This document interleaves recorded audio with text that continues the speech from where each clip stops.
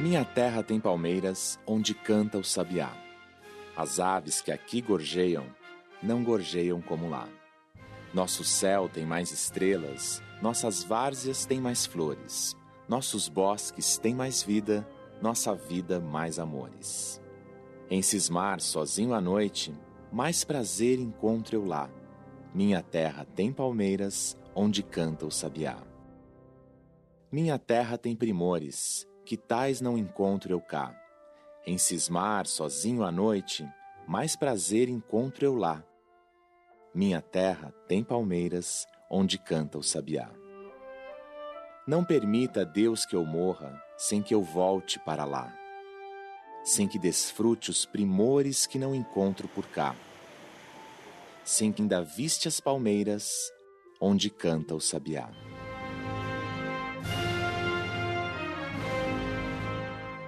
O poema Canção do Exílio foi escrito por Gonçalves Dias em 1843, época em que o Brasil vivia uma forte onda de nacionalismo deflagrada pela proclamação da independência alguns anos antes, em 1822. Quando escreveu Canção do Exílio, Gonçalves Dias vivia fora do Brasil. Era estudante de Direito da Faculdade de Coimbra, em Portugal. Daí, o desejo manifesto no último verso.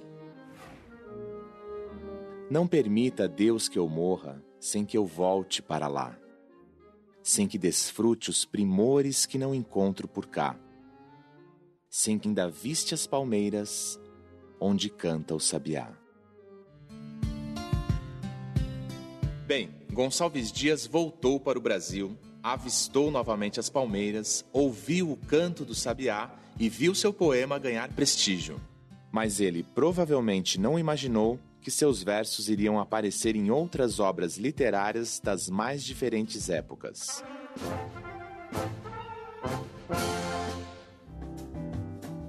Mais de 60 anos se passaram e outro poeta, Joaquim Osório Duque Estrada, venceu o concurso para a escolha da letra do Hino Nacional Brasileiro com o poema que cita versos da Canção do Exílio de Gonçalves Dias. Nosso céu tem mais estrelas, nossas várzeas têm mais flores. Nossos bosques têm mais vida, nossa vida mais amores. Do que a terra, mais garrida, Deus tem sonhos lindos, campos têm mais flores. Nossos bosques têm mais vida, nossa vida no teu seio mais amores.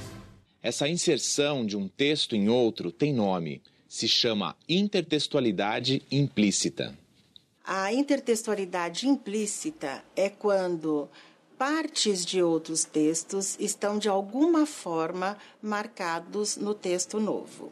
Não necessariamente é preciso que esteja o enunciado propriamente dito, mas algo que lembre o enunciado de outros. Então fica diluído, eu não consigo identificar, diferenciar o que fui eu que falei e o que foi o outro que falou, porque eu me apropriei daquela fala dele de uma forma muito particular, né, no sentido de tentar diluir, deixar implícito apenas. Só quem conhece o que o outro falou, quem conhece aquele texto, é que vai saber que eu estou citando uma outra voz.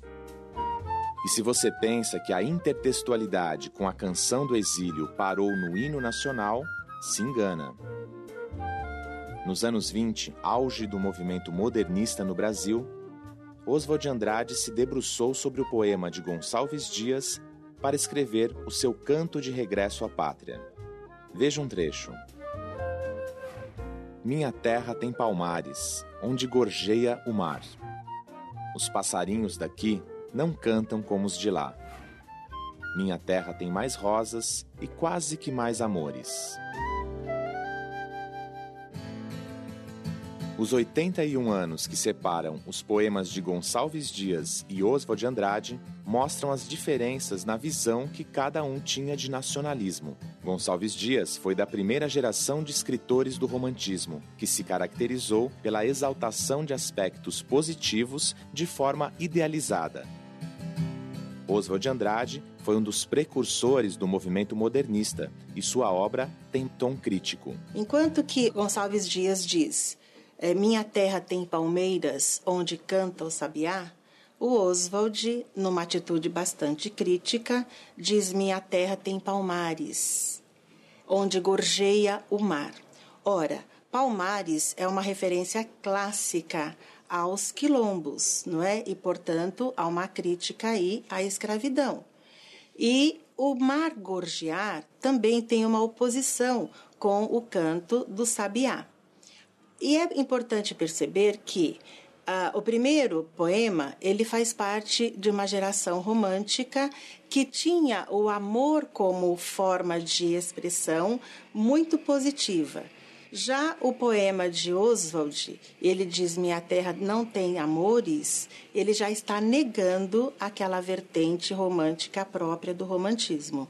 Então, nós temos aí duas oposições, inclusive. A época do Oswald já não é mais uma época do mesmo ufanismo de criação do ideal nacionalista. Oswald, ele já está num outro momento também nacionalista, porém muito mais crítico. E um momento também em que os amores não estão tão presentes assim nas relações sociais. Intertextualidade explícita é aquela em que uma obra é citada literalmente dentro de outra. Nesse caso, é preciso usar aspas e dar crédito ao autor do texto citado.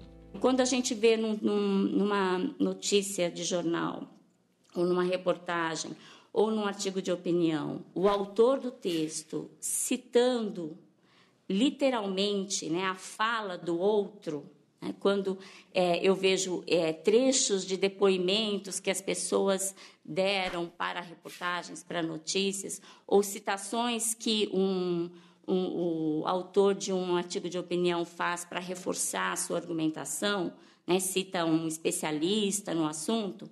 Toda vez que eu tenho essa fala completamente explicitada no texto, né, a gente diz que é uma intertextualidade que marca muito bem a voz do outro, né, presente no texto. Então, eu consigo identificar quem é a pessoa que está falando, de quem é o autor daquela voz, né, que a gente trouxe para o texto. No discurso jornalístico, normalmente quando vai se dizer ou citar a fala de alguém que foi entrevistado ou resultado de alguma outra observação, se pode também usar a expressão segundo, e aí se enuncia o nome do autor daquela fala.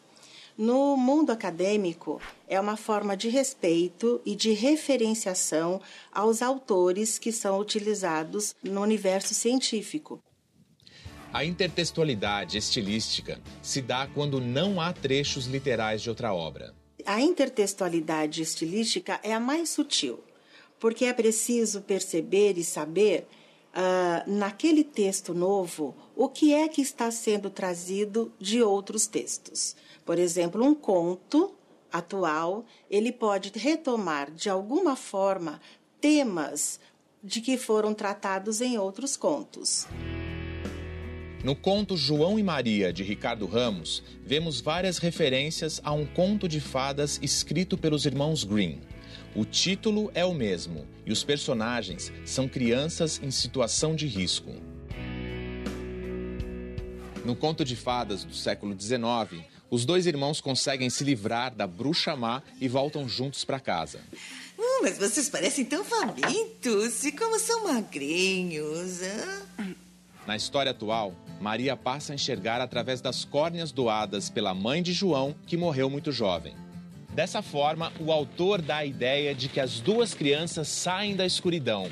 João, eternizado pela doação, e Maria, agraciada por voltar a enxergar. Como ele está atualizado na nossa realidade, a intertextualidade se dá apenas pela retomada dos nomes dos personagens, João e Maria.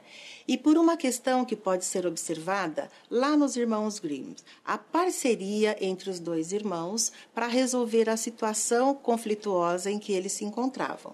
Em Ricardo Ramos, nós temos uma parceria que se dá pela ação da mãe de um dos personagens.